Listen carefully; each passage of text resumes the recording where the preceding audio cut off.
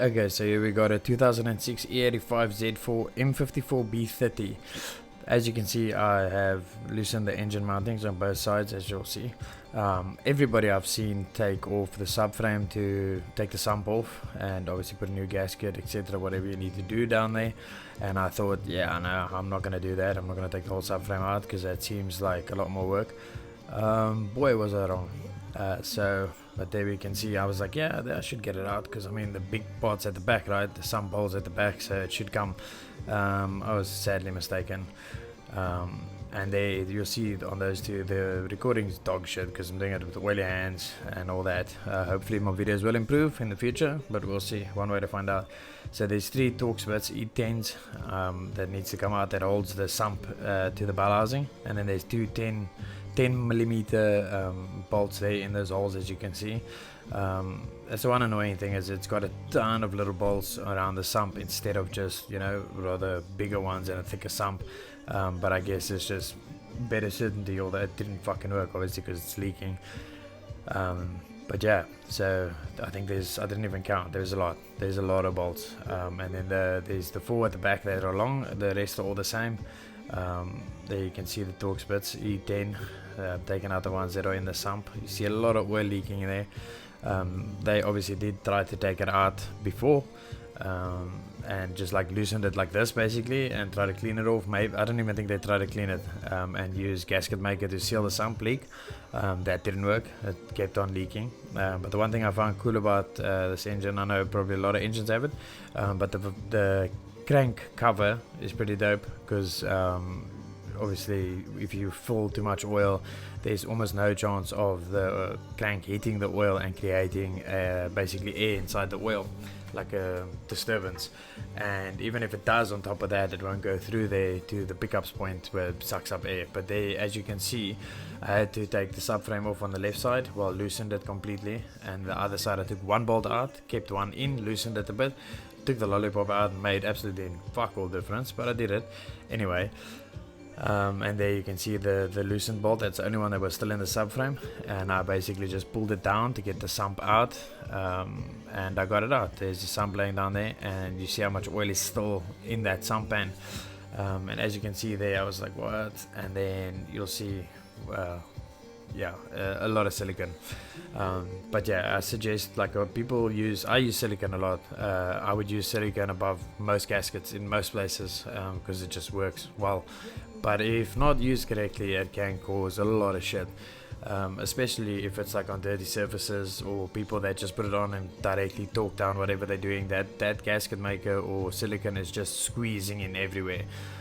So yeah, on this I would just check everything, make sure it's all dead straight, clean it off with like a soft metal brush or something, just to get it clean and smooth, and brake cleaner to make sure there's no oil, nothing on there, because silicone can't stick to oil. So yeah, so on those bolts I'm going to take out now shortly. You don't see it because I can't do the fucking video and the work at the same time, it's impossible. Even this, I'm just doing a voiceover, and yeah. So you'll see a lot of silicone in the pickup, you'll see shortly as well. But on the bottom where the sump is on the motor, there you can see the cover, the crank cover has been taken off because I wanted to clean it because it was fucking dirty. Pickup's off as well. When you take the pickup out, replace the O-ring that's on the pickup, just for a bit of certainty. And there we go. So I wanted to clean that, and yeah, so work, obviously garage is like basically, that's why it's called shitbox alley, because it's just on the side of my house, and you know, a lot of air coming in and out. So I did block the oil hole basically where the pickup sits or goes in, because of dust or any debris or anything that could be blown by. Even taped up the engine, as you'll see now. Boom, hopefully. Oh, that's not that. I thought that transition was coming earlier, fuck me. Anyway, yeah, so I took that off, cleaned it all with brake cleaner. But what I said before, sorry, so on the sump, on the block, on the sides of the block, there is these little crevices, obviously because it's got a cover in the front and the back. There's the dipstick hole, I covered that as well eventually. That there's basically like 4 creases. That's the only place I put a little bit of silicone, obviously cleaned it thoroughly. But there we go. So here you can take a look at the oil pan, and that the semi baffles is pretty cool. So there's the pickup, and look at all that silicon in there. You'll see shortly how much silicon I actually took just out of the pickup, and that's just not out of the sump. So as you can see inside the sump there's probably about half a liter to a liter of oil. That's after half of it spilled out after taking it out and draining for 24 hours. So when you take your car to a service place and they change your oil in 2 hours, you've got at least a liter of oil in there, old oil. And as soon as old oil touches new oil, guess what, it becomes old oil.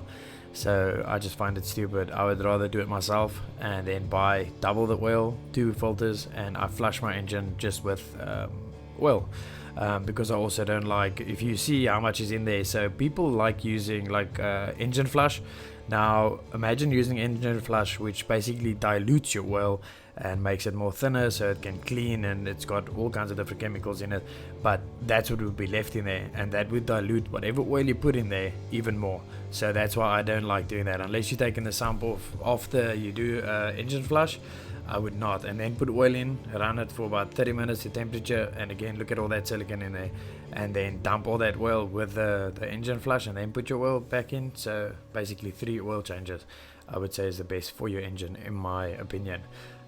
But yeah, look at that, all that silicon came out of that pickup. So they tried a few times to seal this sump, and unfortunately they just made a lot of shit. So but luckily I did, after I finished motor runs smoothly, I filled up the oil filter.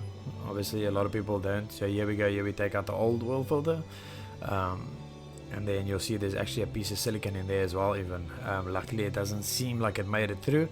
And if I look at you'll see shortly the oil filter that I actually cut apart, then you'll see. But there's I even fill oil in there, obviously, because if your oil needs to come through there, it takes so much time if there's no oil in there, especially for your oil filter to soak up all the oil, because this oil filter on this specific car took a half a liter just to fill basically the material of the filter.